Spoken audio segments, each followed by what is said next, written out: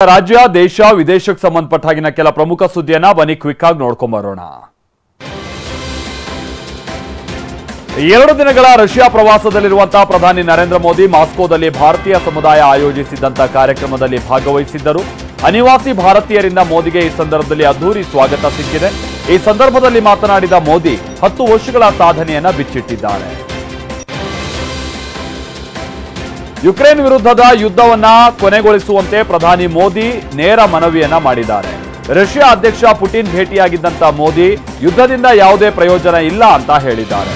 ಮಾತುಕತೆ ಮತ್ತು ರಾಜತಾಂತ್ರಿಕತೆ ಸಂಬಂಧವೇ ಮುಂದಿನ ಮಾರ್ಗ ಅಂತ ಸಲಹೆ ನೀಡಿದ್ದಾರೆ. ಇನ್ನು ದ್ವಿಪಕ್ಷೀಯ ಮಾತುಕತೆ ಸಂದರ್ಭದಲ್ಲೂ ಯುದ್ಧದ ವಿಚಾರವನ್ನ ಪ್ರಸ್ತಾಪಿಸಿದ್ದಾರೆ. ರಷ್ಯಾ ಸೈನ್ಯಕ್ಕೆ ಸಹಾಯಕ ಸಿಬ್ಬಂದಿಯಾಗಿ ಭಾರತೀಯರ ನೇಮಕಾತಿ ಮತ್ತು ಈಗ ಆಲ್ರೆಡಿ ಸೇವೆ ಸಲ್ಲಿಸ್ತಾ ಇರುವಂತಹ ಭಾರತೀಯರ ಬಿಡುಗಡೆಗೆ ರಷ್ಯಾ ಒಪ್ಪಿಗೆಯನ್ನ ಸೂಚಿಸಿದೆ.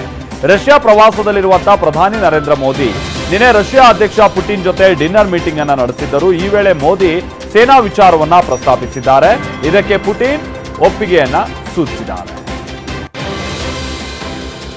ಟೀಂ ಇಂಡಿಯಾ ಕೋಚ್ ಆಗಿ ಗೌತಮ್ ಗಂಭೀರ್ ಆಯ್ಕೆಯಾಗಿದ್ದಾರೆ. ಟಿ20 ವಿಶ್ವಕಪ್ ಬಳಿಕ ರಾಹುಲ್ ದ್ರಾವಿಡ್ ಕೋಚ್ ಹುದ್ದೆಗೆ ವಿದಾಯ ಹೇಳಿದ್ದರು. ರಾಹುಲ್ ದ್ರಾವಿಡ್ ಸ್ಥಾನಕ್ಕೀಗ ಗೌತಮ್ ಗಂಭೀರ್ ಆಯ್ಕೆ ಮಾಡಿ ಬಿಸಿಸಿಐ ಆದೇಶವನ್ನ ಹೊರಡಿಸಿದೆ. ಈ ಬಗ್ಗೆ ಬಿಸಿಸಿಐ ಕಾರ್ಯದರ್ಶಿ ಜೈ ಶಾ ಟ್ವೀಟ್ ಮಾಡಿ ಮಾಹಿತಿಯನ್ನ ನೀಡಿದ್ದಾರೆ.